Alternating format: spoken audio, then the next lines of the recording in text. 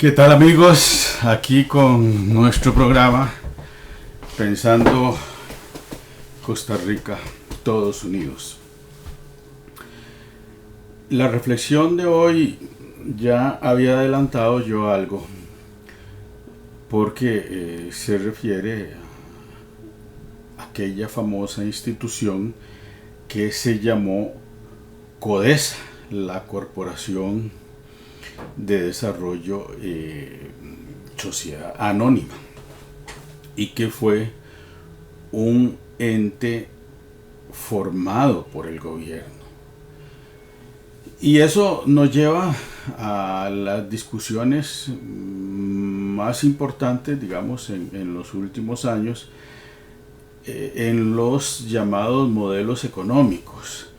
Hay modelos, digamos, muy estatistas que quieren mucha participación del Estado en muchos sectores económicos, sociales y políticos, y modelos que quieren un Estado mucho más pequeño, más vigilante de las acciones de los actores, de los sectores sociales que se involucran, digamos, en la acción industrial, en la acción comercial y todo el ámbito de la vida económica.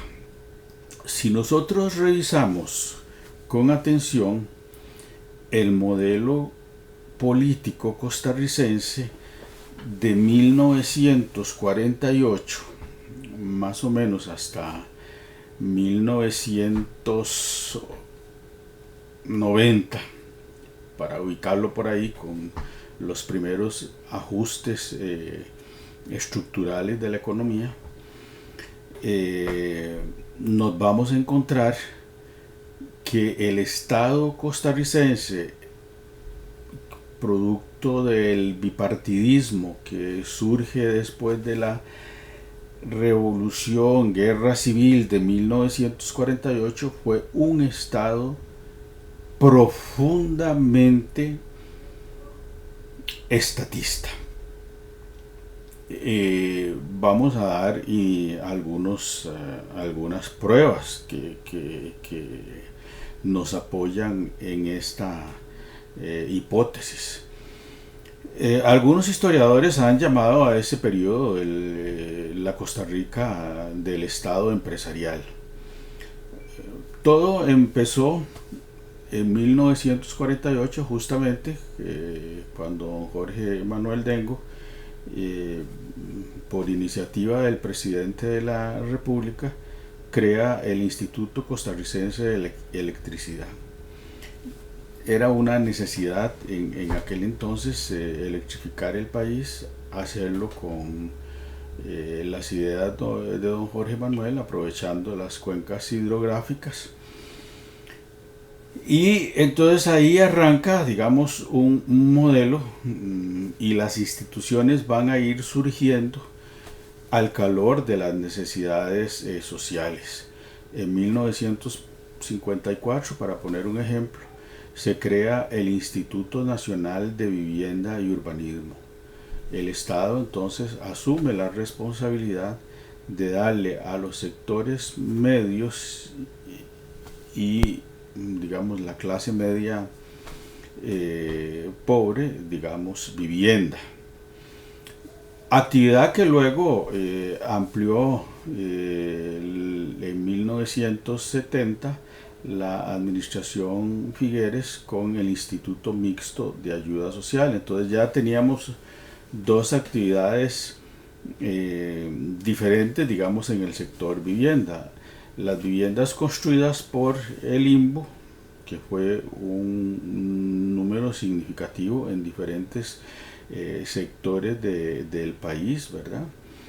Y que, por ejemplo, consolidó núcleos demográficos de grandes dimensiones, por ejemplo, como el proyecto Ciudad Satélite Atillo, que albergó más de 100.000 familias, Antillo 1, 2, 3, 4, 5, 6, 7 hasta la 8.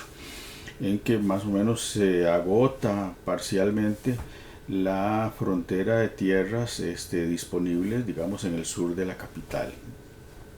Luego hubo proyectos en Guadalupe, Ipís, Purral, digamos que son sectores en donde se construyó vivienda, se construyó, por ejemplo, el proyecto de vivienda en El Roble. O sea, ha habido, es un sector que ocupó mucho la preocupación del Estado. Luego, evidentemente, se crea en el año 68, inicialmente se llamó Acueductos y Alcantarillados, hoy día se llama Instituto de Acueductos y Alcantarillados, y tiene como principal meta la distribución del agua. Entonces, por ejemplo, ya el ICE nos daba, digamos, la energía eléctrica, que crea una subsidiaria para distribuirla, la Compañía Nacional de Fuerza y Luz. El INBU nos da la vivienda, y el AIA nos da el agua. Tenemos los tres servicios, y ya desde principios de la década de los 40 teníamos la Caja Costarricense del Seguro Social. Como ven, era un estado muy dominante de las actividades principales. A eso, digamos, hay que agregar, ahora sí, digamos, aquellas instituciones que vienen a fortalecer la producción, digamos, nacional. Entonces, esa fue la labor de CODESA.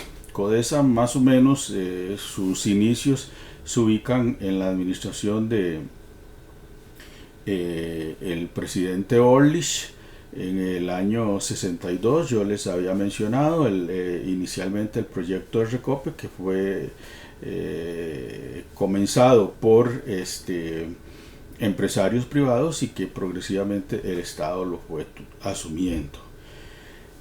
Digamos, este proceso de consolidación de un Estado muy fuerte se dio en la administración de don José Figueres Ferrer en 1970.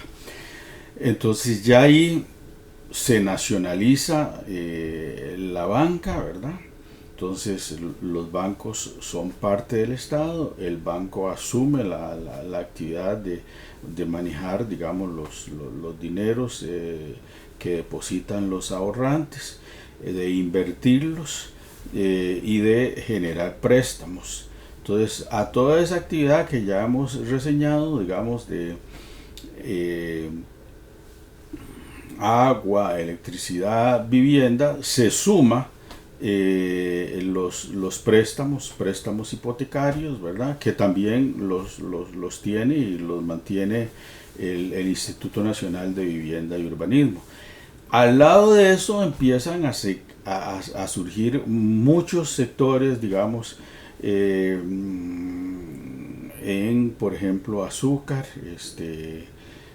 Se crean las cooperativas, digamos, que van a producir azúcar, la hacienda Tempisque, proyectos algodoneros, proyectos de transporte, Transmesa, líneas aéreas costarricenses, hay dos. Es decir, el número de instituciones que fue cubriendo, digamos, el Estado llegó casi a ser el eje principal. El gobierno era el eje principal de la economía de bienes y servicios de Costa Rica. Bueno, después de 1978, con la administración, la llegada de don Rodrigo Carazo, hay un descalabro económico. Algunas empresas de CODESA empiezan a aparecer ya deficitarias, y el crecimiento, digamos, de décadas anteriores empieza a decaer.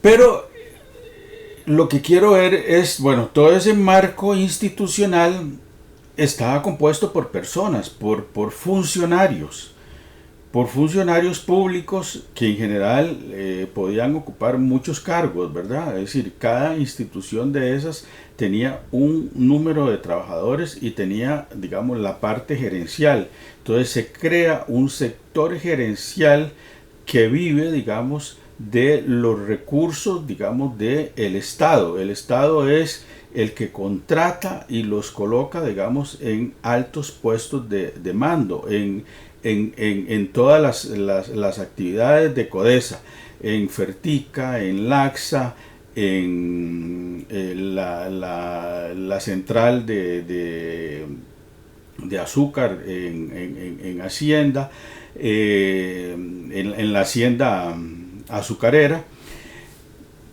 El número de empresas es enorme. Todo esto tiene un factor interesantísimo. La clase empresarial costarricense creció al calor del Estado costarricense y fue en mucho parasitaria del Estado. Es decir, los funcionarios, fueran buenos, regulares o malos, iban a tener un ingreso que era el salario, porque el salario se los pagaba el gobierno.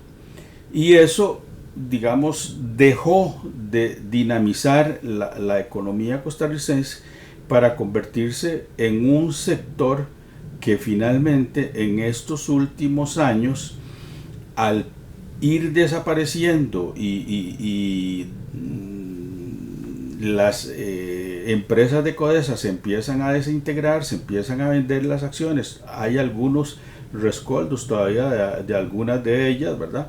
Por ejemplo, a Lunasa, ya les había mencionado, en Esparza se le vende, por ejemplo, al gobierno venezolano, todavía es de venezolanos, está en un paro técnico, pero bueno, originalmente todo ese tipo de empresas, digamos, Fertica, digamos, el gobierno tenía absoluta poder de nombrar las juntas directivas, de nombrar la gerencia, ¿verdad?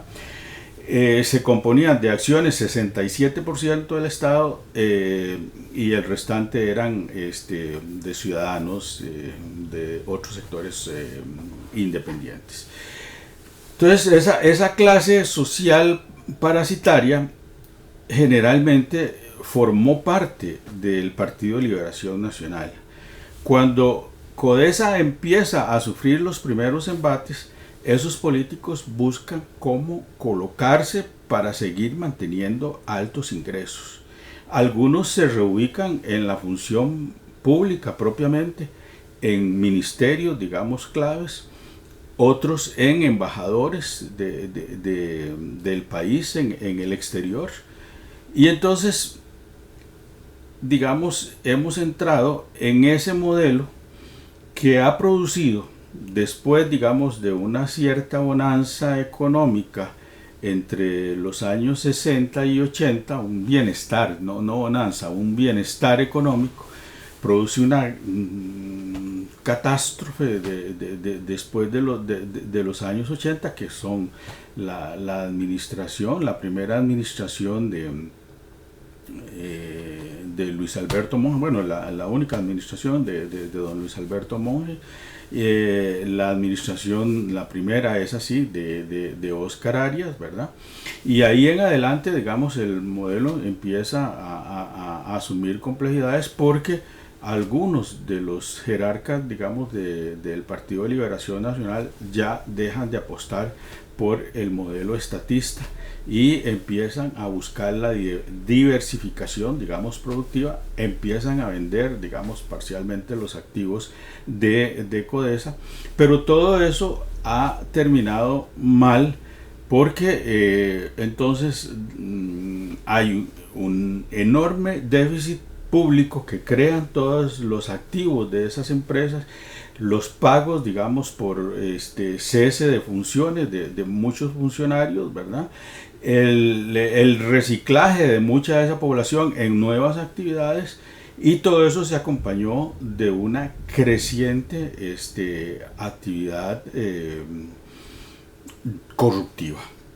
Y eso es lo que estamos viviendo, digamos, en esta última etapa, que son los efectos más nocivos, digamos, de un modelo, digamos, estatista que colapsa y que entonces está abriendo paso, digamos, a nuevas actividades. Y por eso, aún en la Asamblea Legislativa, el Partido Liberación Nacional sigue siendo fuerte y desde ahí sigue defendiendo muchas veces las tesis proestatistas que impiden, digamos, el desarrollo, digamos, de la actividad privada.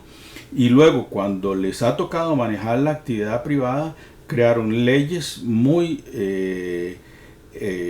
débiles, muy favorables para que los viejos empresarios se pudieran convertir ahora entonces en emisarios de las grandes empresas internacionales, ganando, digamos, los derechos de patente en farmacias y en todos los productos que se exportan, ¿verdad? Es decir, usted se convierte en representante de una casa importadora en Costa Rica y por eso usted recibe, digamos, un alto salario sin tener que hacer una gran inversión, porque la empresa es la que pone los activos en Costa Rica, los envía vía importación y aquí se comercializan. Entonces hay muchos representantes de este tipo que se han logrado, digamos, insertar en esos sectores económicos.